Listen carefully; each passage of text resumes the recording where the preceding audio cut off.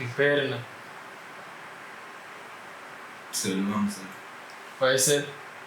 35.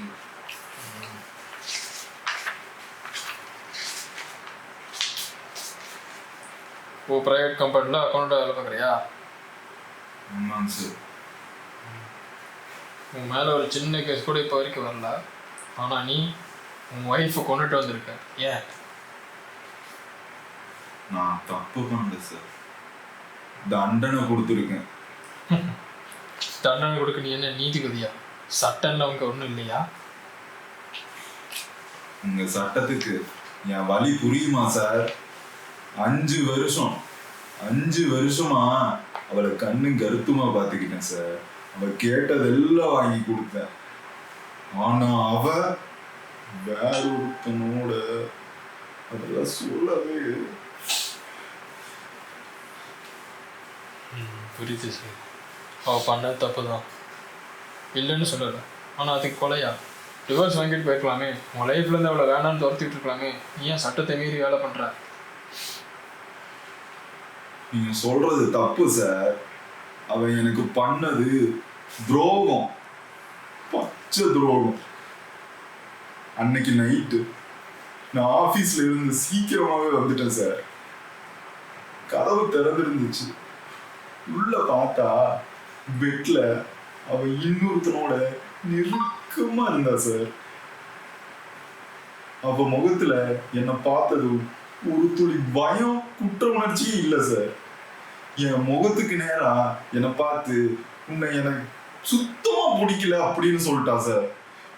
அந்த நொடியே அவ மேல வச்சிருந்த காதல், அந்த நம்பிக்கை எல்லாமே செதஞ்சு போச்சு சார்.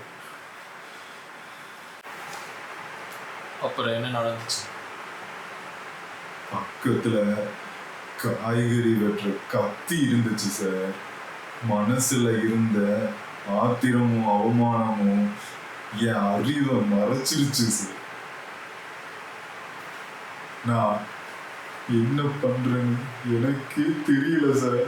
அப்போ அவ கழுத்துல கத்திய வச்சு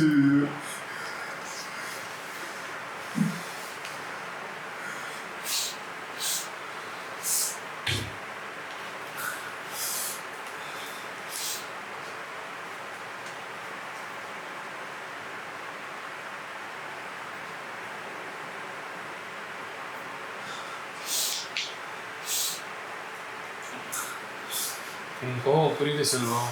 ஆனால் ஒரு கணவனா உனக்கு துரோகம் பண்ணவளை நீ வெறுத்திருக்கலாம். ஆனால் இப்போ பாரு, அவன் செத்து போயிட்டா.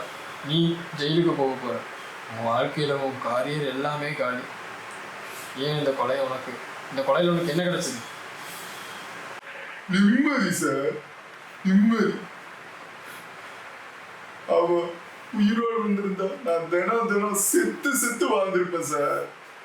அவ என்னை ஏமாத்திட்டாங்கிற அந்த நினைப்பு என் நெஞ்சில முள்ளா குத்திட்டே இருந்திருக்கும் சார்.